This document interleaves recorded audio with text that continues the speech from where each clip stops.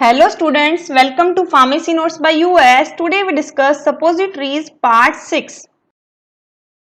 We discuss evolution of suppository यानी कि अपन ने जब suppositories बनाई using a base and medicament तो क्या वो सारी की सारी जो स्टैंडर्ड कंडीशन हैं उसको अप्रूव करती है या नहीं, सारे जिस पैरामीटर से अपन ने बनानी थी वो सारे के सारे पैरामीटर वो फॉलो करते हैं, वो सारे चेक करने के लिए सपोस्टिस का है जो इवोल्यूशन किया जाता है। तो बेसिकली जो सपोस्टिस के इवोल्यूशन रहते हैं वो उनके अपीयरेंस, उसका कंटेंट, उसकी जो फ्रेजिलिटी है उसके बेस पे रहते हैं। तो सबसे पहले अपन देखेंगे अपीयरेंस यानी कि जो सपोस्टिस अपन ने बनाई है वो लुक वाइज कैसी है।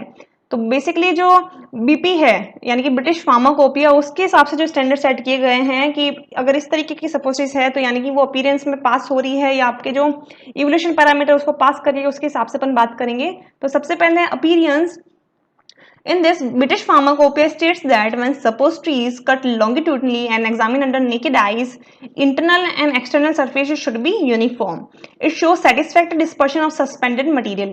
यानी कि जो भी आपने suppositories बनाई हैं और जब इसे आप longitudinally कट करते हैं तो internal और external surface है जो कि एक जैसी दिखनी चाहिए, यूनिफॉर्म दिखनी चाहिए, इरेगुलर शेप में नहीं दिखनी चाहिए। अगर ऐसा होता है तो ये रिप्रेजेंट करता है कि जो भी आपने मेडिकामेंट इसके अंदर यूज किया है वो इवनली डिस्ट्रीब्यूट हुआ है और ये जो आपका अपीयरेंस टेस्ट है वो सपोस्टरी पास करती है। सेकंड है यूनिफॉर्मिटी ऑफ वेट, यानी कि प्रीवियस वीडियो में मैंने आपको बताया कि आपने को इसमें कैलिब्रेशन करना पड़ता है, यानी कि जो सपोस्टरीज हैं जो आपने मोल्ड्स में डाली होती तो दिखने में यूनिफॉर्म है बट उनका वेट है जो काफी वेरी होता है। तो आपने कितनी बनाई और एक्चुअल में उसका वेट कितना आया उसमें भी एक परसेंटेज होता है कि इससे कम नहीं होना चाहिए, इससे ज्यादा नहीं होना चाहिए, तो उसे कहते हैं uniformity of weight. In this 20 suppositories weighted singly and average weight determine, यानी कि यूनिफॉर्मिटी ऑफ वेट निकालने का तरीका ये रहता है कि आप 20 सपोस्टरीज लेंगे, उनका इंडिविजुअल वेट करेंगे और उनका जो भी एवरेज वेट आएगा वो आप डिटरमाइन कर लेंगे। सपोज कि आपने 20 सपोस्टरीज ली और उसका आपने जब वेट एवरेज निकाला तब आपने देखा कि 200 ग्राम जो है एवरेज वेट आ रहा है और उसके बाद आप करेंगे no suppositories must deviate from average weight of more than 5%, यानी कि जो इंडिविजुअल सपोस्टरीज हैं उसके अंदर वो एवरेज वेट का 5% डेविएशन से ज्यादा नहीं आना चाहिए। जैसे कि सपोज कोई सपोस्टरीज है 5 ग्राम की है तो उसका 5% यानी कि 250 मिलीग्राम, यानी कि उससे कम या ज्यादा उसमें वेट वेरिएशन नहीं होना चाहिए। इन दिस 2 में डेविएट नॉट मोर देन 7.5%, यानी कि जो 20 सपोस्टरीज है उसमें से 18 सपोस्टरीज को तो प्लस माइनस 5% तक अपने आप को स्टैंड करना ही पड़ेगा। बाकी जो 2 सपोस्टरीज हैं 18 के अंदर उसमें से 2 टैबलेट्स जो सपोस्टरीज हैं सॉरी वो 7.5 है जो कि वेरिएट कर सकती हैं, यानी कि 18 suppositories must be within 5% and 2 can be deviate from 7.5 but not more than 7.5%। Next है डिसइंटीग्रेशन। डिसइंटीग्रेशन के अंदर बेसिकली जो सपोस्टरीज है उसको इमर्स किया जाता है वाटर बाथ में और ये देखा जाता है कि वो पूरी की पूरी है जो कि डिस्ट्रीब्यूट हो गई है क्या। बेसिकली जो सपोस्टरीज है उसका 30 मिनट टाइम रहता है कि 30 मिनट के अंदर अंदर पूरे डिसइंटीग्रेट हो जानी चाहिए, बट कुछ कुछ जो बेसिस हैं उसके अंदर स्पेसिफाइड कंडीशंस भी रहती हैं, जैसे कि ग्लिसरॉल सपोस्टरीज हैं उसके जो डिसइंटीग्रेशन टाइम है वो 1 आवर रहता है। In this, the suppositories is placed in a special container with perforated ends which is immersed in a water bath maintained at 36 to 38 degree centigrade and stirred slowly।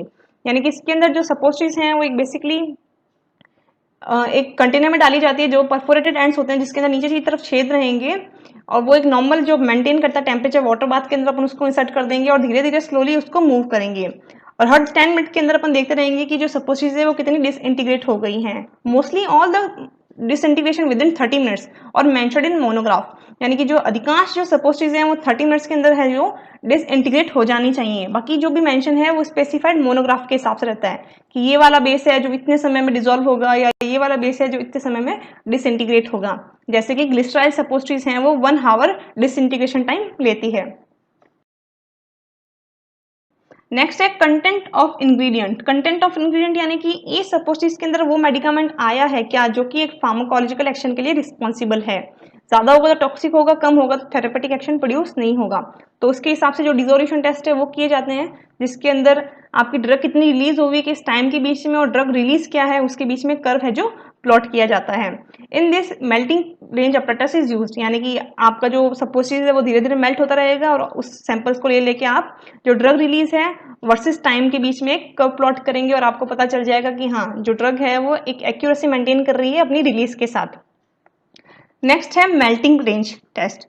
In this, there are two type of ranges, macro melting range and micro melting range. In macro melting range, measure the time it takes for the entire suppositories to melt when immersed in a constant temperature in water bath.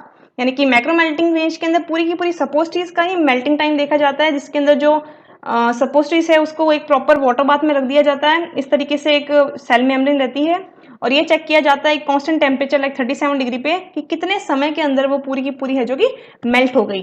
While micro melting range में, in this melting range measure in capillary tube for the base only.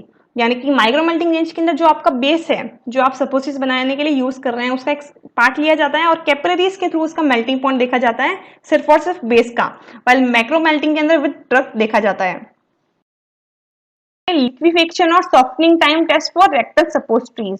In this जो suppositories हैं उसका liquefaction या फिर softening time देखा जाता है कि जब वो बॉडी में जाएगी तो कितने समय में सॉफ्ट होकर ड्रग को रिलीज करना शुरू कर देगी।